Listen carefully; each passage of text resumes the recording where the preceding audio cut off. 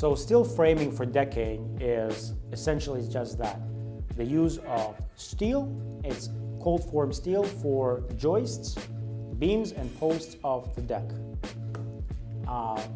Right now, the biggest and I guess the most popular manufacturer of steel decking is Fortress Building Products. They make joists, posts, connections, and even stair stringers all out of steel.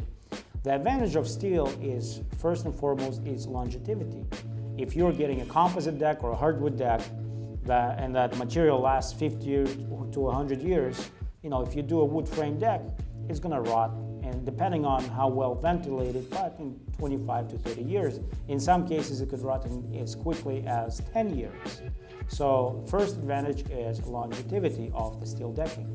The second advantage is that steel is perfectly straight. You will notice that wood decking is never straight. It's always cupping, it's got crowns, it's got lots of things. So if you want your deck perfectly straight, you go with steel.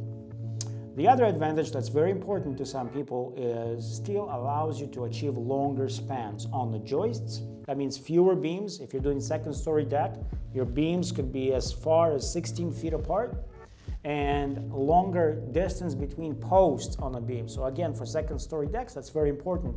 You don't want to have too many posts that impede the traffic, the foot traffic below the deck. The other advantage is aesthetics.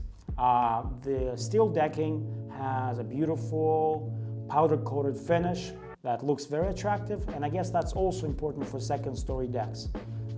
The disadvantages would be the higher cost, which pays over time if you really plan to keep this deck for a while. The other disadvantage is it takes a little more work to work with it, because you can't use the same tools that you would use for a wood deck, and it requires more skill to assemble. So for each project, both the wood framing and steel needs to be evaluated separately, and depending on the requirements of a client, we can recommend what is the best material for their deck framing.